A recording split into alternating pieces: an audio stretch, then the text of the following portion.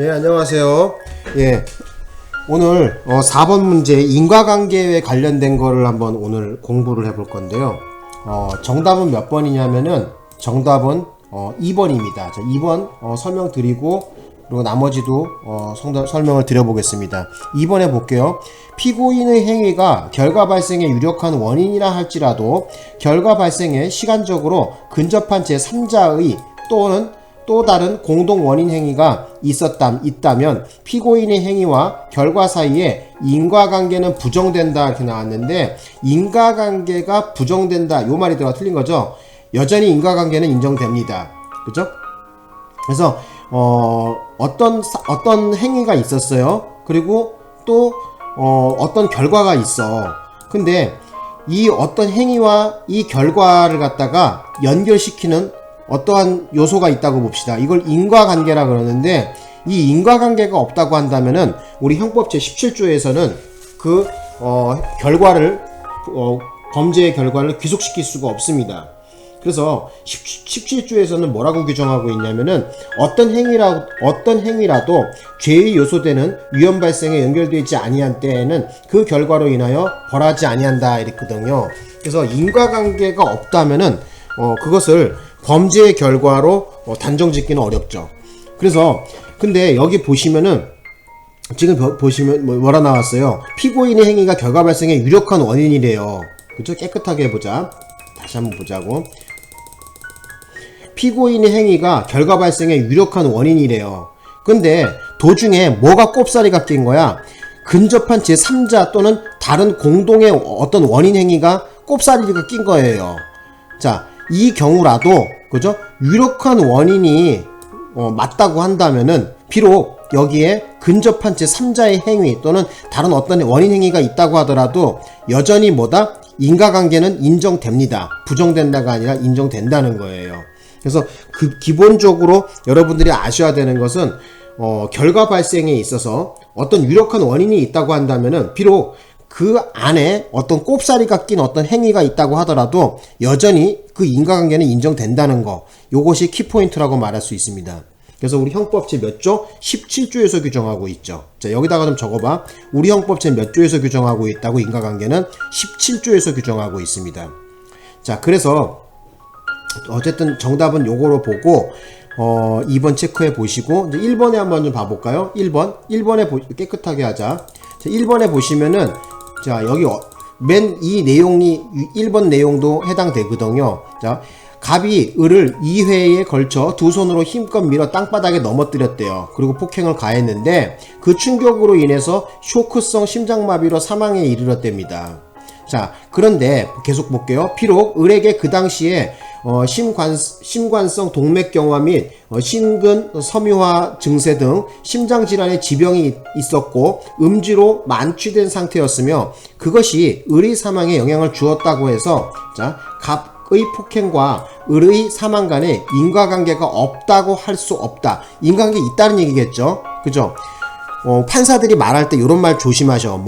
없다고 할 수 없다. 있다는 얘기죠. 그죠? 인과관계 있다는 거야. 그래서 알아두실 것은 뭐냐면은 지금 얘가 어쨌든 땅바닥에 넘어뜨려서 폭행을 가한 이 사실은 분명히 있는 거죠. 그죠? 그런데 기존에 이 사람이 지금 뭐예요? 어떤 심장질환이 있었고 그리고 만취됐었고 그죠? 이러한 요소들이 있다고 하더라도 어떻게 되는 거야? 그 폭행과 사망 간에는 기본적인 어떤 인과관계가 있다고 봐야 되겠죠. 그죠? 만약에 때리지 않았더라면 이 사람이 죽지도 않았을 거 아니야. 그죠? 폭행을 가하지 않았더라면 죽지도 않았겠죠. 그래서 동그라미 1번 맞는 얘기다. 이렇게 보시면 돼요. 자, 깨끗하게 하고 이제 동그라미 3번 설명을 좀 드려볼게요. 자, 동그라미 3번 드려볼게. 자, 계속해서 설명을 좀 드려보겠습니다. 자, 3번에 한번 읽어보자고. 의사가 설명의 의무를 위반한 채, 자, 요 사건은 의사가 설명의 의무를 위반했어요. 설명을 해줘야 되는데 설명을 안 했어요. 설명 의무를 위반한 채 의료행위를 하였다가 환자에게 상해 또는 사망의 결과가 발생한 경우예요. 그래서 의사에게 업무상 과실로 인한 형사책임을 지우기 위해서는 어쩐다? 의사의 설명 의무 위반과 그 환자의 상해 또는 사망 사이에 뭐가 존재해야지 된다? 인과관계가 존재해야지 돼요. 그래서 의사 선생님이 설명을 하지 않았기 때문에 그거에 대한 적절한 조치를 취하지 못해서 환자가 상해를 입거나 죽었거나 하게 되면은, 그죠? 역시 뭐다? 인과관계에 관련된 거로서 책임을 지우기 위해서는 설명의 의무와 뭐다? 환자의 상해와 사망 사이에 상당 인과관계를 필요로 한다, 이렇게 봐야 되겠죠. 그죠?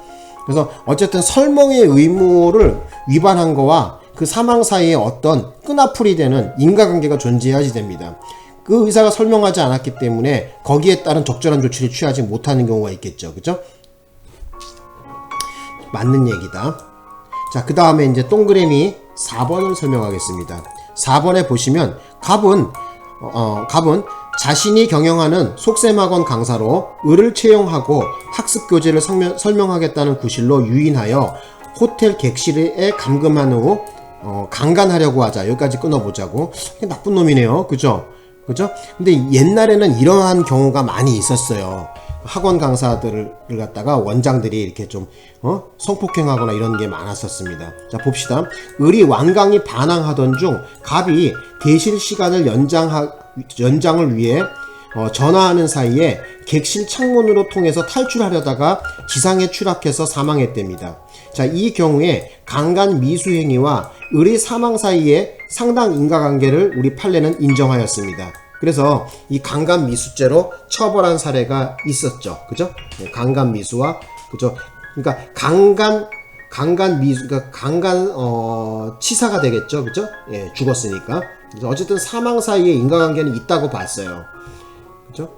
이제 그 강사가 예뻤나 보죠. 그죠? 속셈학원 강사. 여러분, 요거 시험 잘 나옵니다. 속셈학원 강사 사건인데, 그래서 대실 시간 연장하기 위해서 어쩐다? 전화하는 사이에 그 피해자가 창문을 통해서 탈출하려다가, 그죠? 강간을 모면하기 위해서 탈출하려다가 죽은 경우, 사망한 경우에 그 강간 미수행위와 그 사망 사이에는 상당 인과관계가 있다고 봤습니다. 맞는 얘기입니다. 자, 그래서 요렇게 설명을 좀 드렸고, 따로 이제 또 인과관계에 대해서 좀 설명을 좀 더 추가적으로 좀 드려보고 싶은 것은 뭐냐면은, 자, 여기 한번 좀 봐봅시다. 자, 요게 우리 형법 판례가 하나 있는데 93도의 3612 판결인데 매우 중요한 판결입니다. 요거 한번 읽어보자고 같이. 형법 제188조에 규정된 교통방해에 의한 치사상죄는 결과적 가중범이므로 위 죄가 성립하려면 교통방해 행위와 사상의 결과 사이에 상당 인과관계가 있어야 하고 행위 시에 결과 발생을 예견할 수 있어야 한다. 자, 그리고 교통방해 행위가 피해자의 사상이라는 결과를 발생하게 한 유일하거나 직접적인 원인이 된 경우뿐만 아니라 뿐자가 빠져있네. 그러니까 판사들도 이 국어 실력이 좀 이상해. 그죠? 좀 원활하게 말을 만들어야 되는데, 그죠? 직접적인 원인이 된 경우뿐만 아니라 그 행위와 결과 사이에 피해자나 제3자의 과실 등의 다른 사실이 게재된 때에도 그와 같은 사실이 여기 중요하다. 통상 예견할 수 있는 것이라면 상당 인과관계를 인정할 수 있다 그랬습니다. 그래서 다시 한번 말씀을 좀 드려보는데, 깨끗하게 해보자. 깨끗하게 한번 보자고. 그러니까 어떻게 설명을 좀 드릴 수 있냐면은, 자, 여기 한번 좀 보자고. 내가 그림을 또 다시 한번 설명해서 드려볼게요. 어떤 행위가 있어. 자, 보자. 어떤 행위가 있어. 그죠? 어떤 행위가 있는데, 자, 어떤 행위가 있고 어떤 결과가 있습니다. 그런데, 자, 누가, 예를 들어서 폭행이다 이거야. 그죠? 폭행을 했어. 근데, 어쨌든 피해자는 죽었어.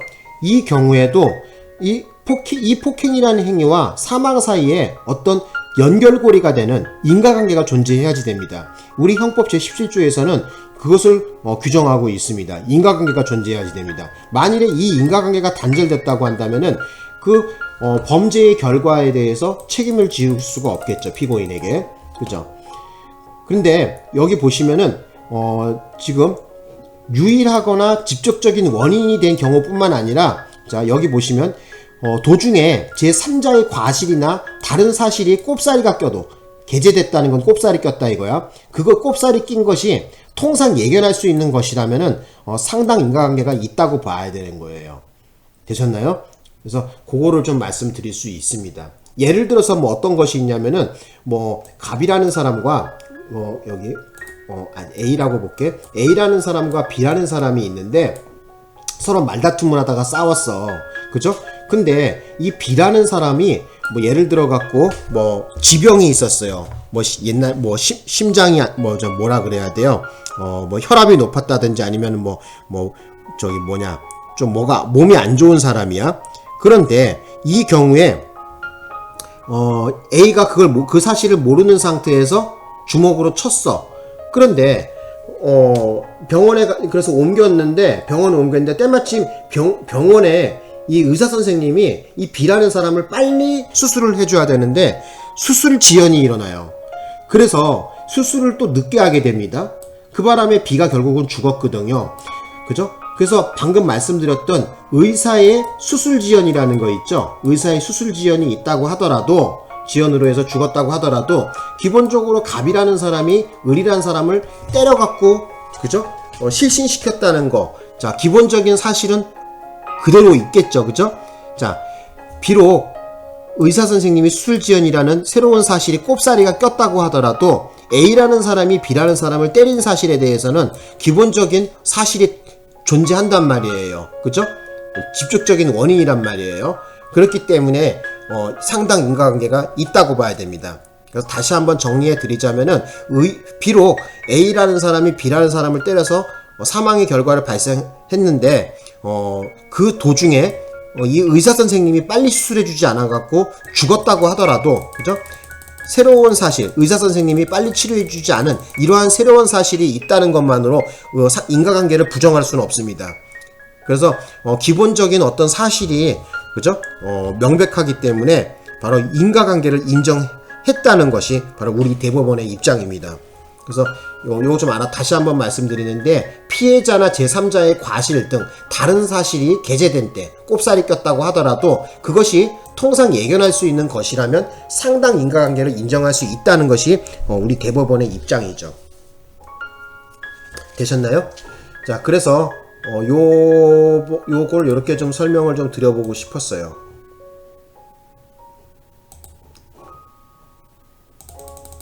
되셨나요? 예. 자, 그러면 여기서 마칠까요? 예, 고맙습니다.